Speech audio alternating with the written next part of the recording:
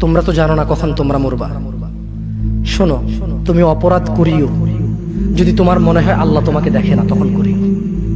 তুমি অপরাধ করিও যদি তোমার মনে হয় আল্লাহ তোমাকে জিজ্ঞেস করবে না, তুমি নিশ্চিত বেঁচে যাবা। তুমি অপরাধ করিও যদি তোমার মনে হয় যে আল্লাহ তোমার জন্য জাহান্নাম নির্ধারণ করবে, আর তুমি আল্লাহকে বলবা আল্লাহ আপনি বললেই হবে নাকি আমি জাহান্নামে যাব। যদি এই ক্ষমতার অধিকারী হও তাহলে তুমি অপরাধ করিও।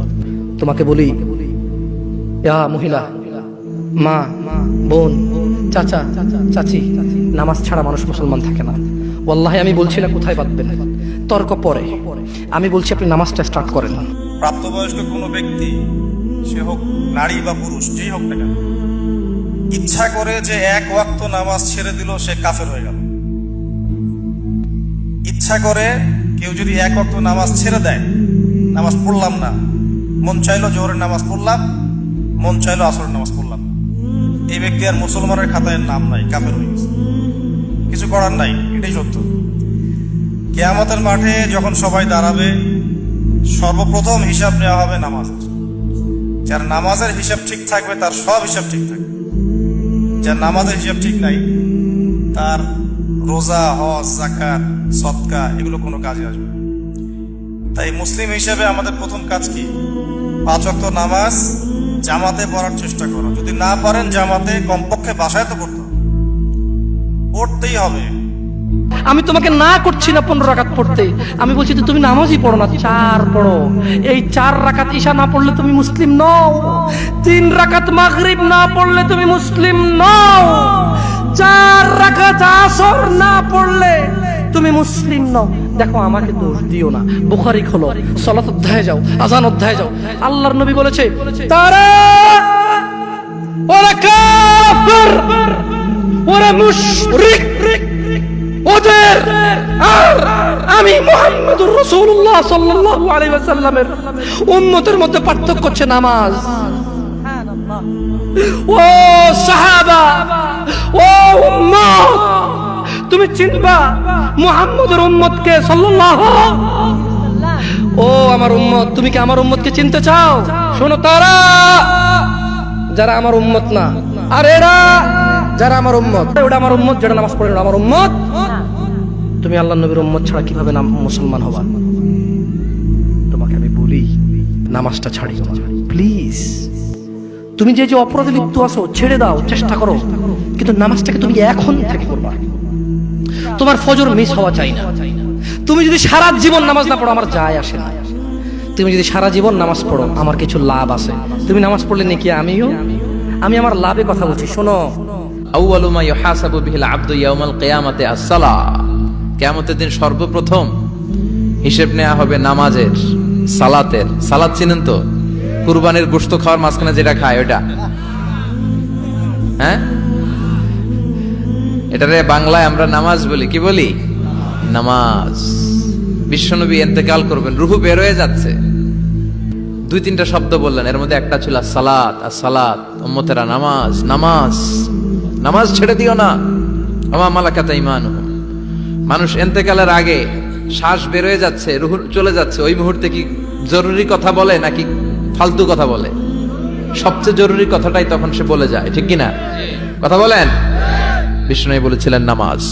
এজন্য নামাজ, নামাজ, এই নামাজ যাতে মিস হয়ে না যায়। সব মিস হতে পারে, নামাজ মিস হতে পারে না।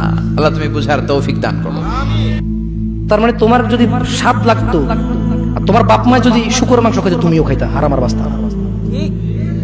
তোমার বাপ নামাজ পড়ে না যুবক, তাই তুমি নামাজ পড়ো না। তোমার বাপে ভাত খায় তাই তুমি ভাত খাও। পাকিস্তানের রুটি খায় তাই ওরা রুটি খায়। চাইনিজরা এইভাবে লাঠি দিয়ে খায়, ওরা লাঠি দিয়ে খায়। শোনো, তুমি বলতে চাচ্ছ তুমি শুকর খাও না কারণ এটা হারাম, তুমি মিথ্যু। তুমি একটা চরম মিথ্যাবাদী, ধোঁকাবাজ। তুমি বলছো তুমি শুকর খাও না, এটা হারাম না? তাহলে তুমি নামাজ না পড়ো তো হারাম, তা তুমি কেমনে ছেড়ে দিচ্ছ?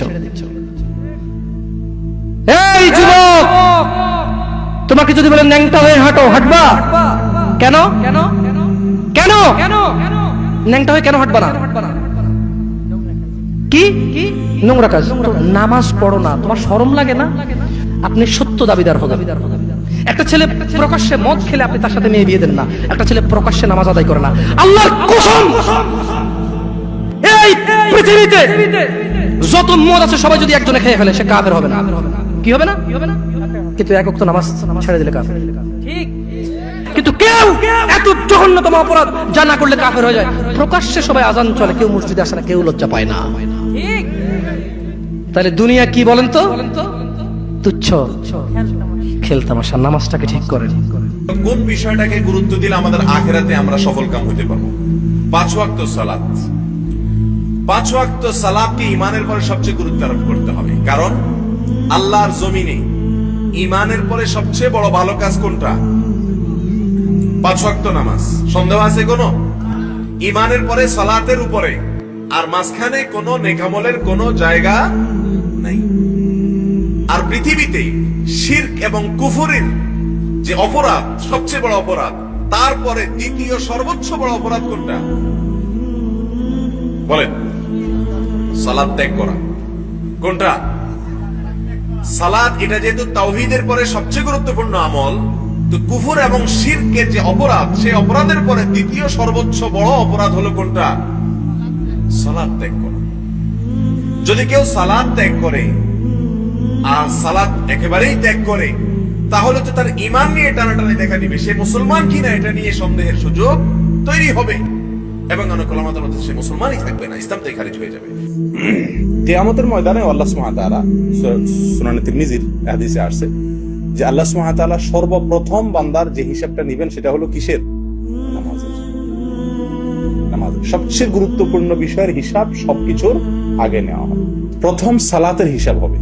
সালাত যার ঠিকঠাক মতো হয়ে যাবে, তেমন কোনো ভুল ত্রুটি সমস্যা ধরা পড়বে না, সে ব্যক্তি সম্পর্কে নবী সাল্লাল্লাহু আলাইহি ওয়াসাল্লাম বলেছেন, ফাইন সালুহাত ফাকাদ আফলাহা ওয়া আনজাহ। যার নামাজের হিসাব মোটামুটি ঠিকঠাক হয়ে গেছে, প্রথম পরীক্ষা পাশ করে গেছে, সে সফল হয়ে গেল, তার অন্যগুলাতে আর খুব বেশি ঠেকবে না, বাঁধবে না। আর ওয়া ইন ফাসাদাত ফাকাদ খাবা ওয়া খাসির। যদি নামাজের হিসাবে কেউ গড়বড় দেখা যায়, কম পড়ছে, ঠিক মতো পড়ে নাই, উল্টা পাল্টা দেখা যায়, এই পরীক্ষা যদি কেউ ফেল করে, তাহলে ফাকাদ খাবা ওয়া খাসির, তাহলে সে ধরা খেয়ে গেল। ব্যাস। কারণ এরপরে অন্য সবগুলাই কি হবে? কঠিন হবে।